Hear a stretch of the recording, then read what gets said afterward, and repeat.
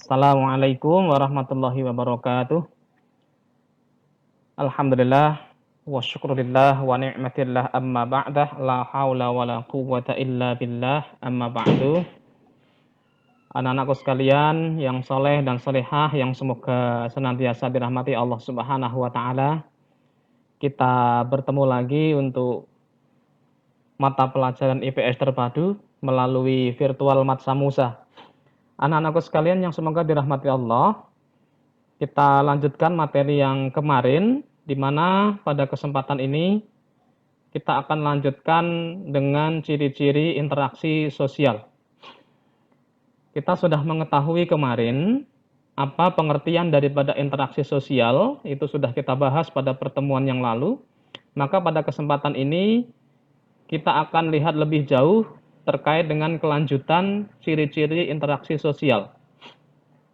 Ciri-ciri interaksi sosial yang pertama adalah adanya kontak sosial dan komunikasi. Jadi interaksi ini hanya akan terjadi apabila masing-masing orang yang melakukan atau masing-masing kelompok yang melakukan interaksi di dalamnya terdapat kontak dan juga komunikasi. Tanpa adanya kontak sosial dan komunikasi, maka tidak akan terjadi interaksi sosial. Yang kedua, dilakukan oleh dua orang atau lebih dan ada reaksi dari pihak lain. Jadi interaksi tidak mungkin terjadi hanya dengan satu orang saja tanpa ada pihak lain. Interaksi baru akan terjadi apabila minimal ada dua orang, minimal ada dua pihak. Antara pihak satu dengan pihak kedua, atau antara kelompok satu dengan kelompok kedua, baru kemudian bisa disebut sebagai interaksi.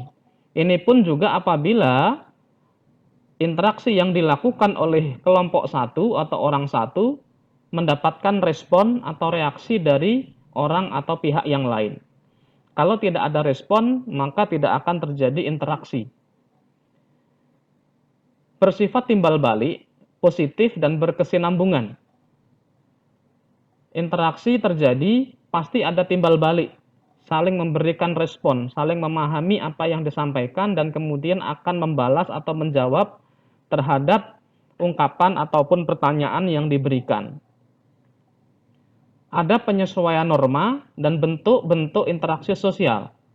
Sebagai suatu contoh, ya, seperti halnya gambar yang ada di layar, gambar yang di atas ini adalah interaksi antara orang dengan orang, individu dengan individu, di mana kedua orang yang satu dengan orang yang lain atau individu satu dengan individu lain, mereka saling melakukan kontak sosial, saling komunikasi, dan juga saling memberikan reaksi dan juga respon, maka terjadi interaksi.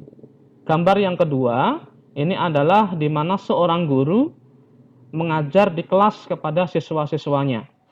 Ini adalah interaksi antara individu, gurunya satu orang, dengan kelompok, yaitu adalah siswa di dalam satu kelas. Guru menyampaikan informasi, kemudian siswa memberikan reaksi dengan memperhatikan materi yang disampaikan. Anak-anakku sekalian, ada dua tingkat hubungan dalam interaksi kelompok, yaitu tingkat hubungan yang dalam dan tingkat hubungan yang dangkal. Jadi dalam interaksi itu adalah hubungan yang dalam, ada juga hubungan yang dangkal. Hubungan yang dalam timbul jika interaksi berlangsung secara terus-menerus, tidak terbatas, dan memiliki tujuan tertentu. Misalnya adalah hubungan antara orang tua dan anak. Jadi antara orang tua dengan anaknya akan timbul interaksi dan akan berlangsung secara terus-menerus dan tidak terbatas, ya.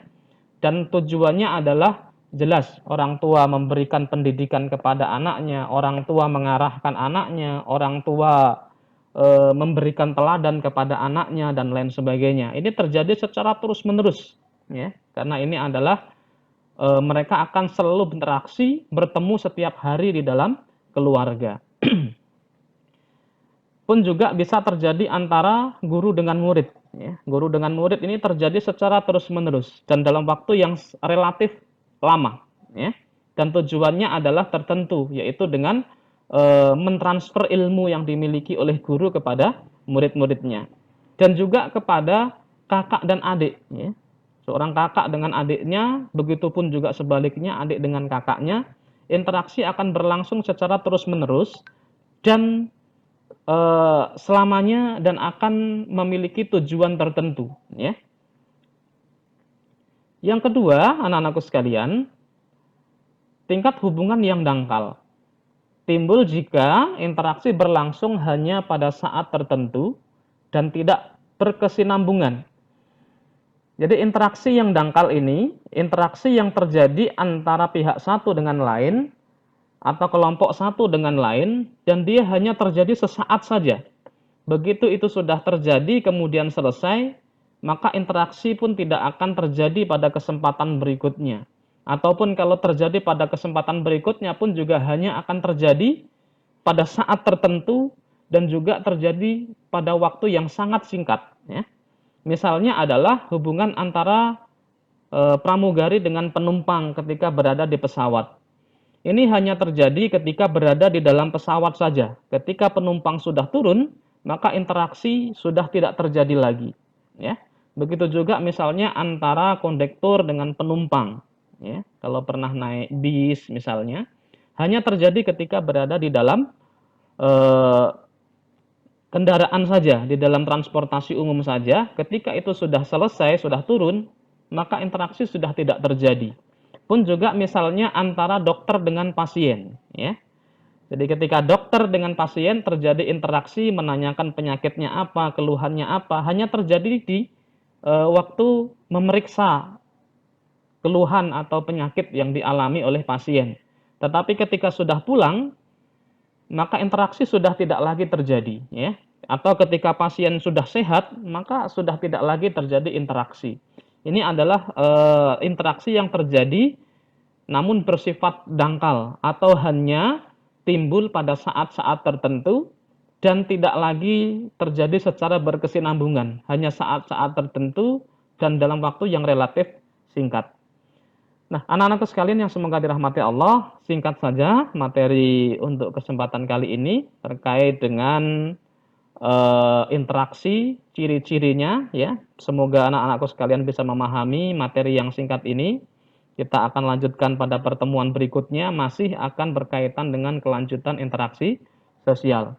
Semoga bisa dipahami anak-anakku sekalian yang semoga dirahmati Allah. Tetap semangat, jaga kesehatan selalu, protokol kesehatan dipatuhi, ya. Selalu taat dan patuh kepada orang tua, ya, jangan sampai lupa, ya. Selalu jaga sholat, ngaji, ya, hafalan, ya. Semoga niat kita, hajat kita untuk menjadi insan yang lebih baik diridhoi oleh Allah Subhanahu wa taala. Kurang lebihnya mohon maaf lahir dan batin. Billahi taufik wal hidayah. Wassalamualaikum warahmatullahi wabarakatuh.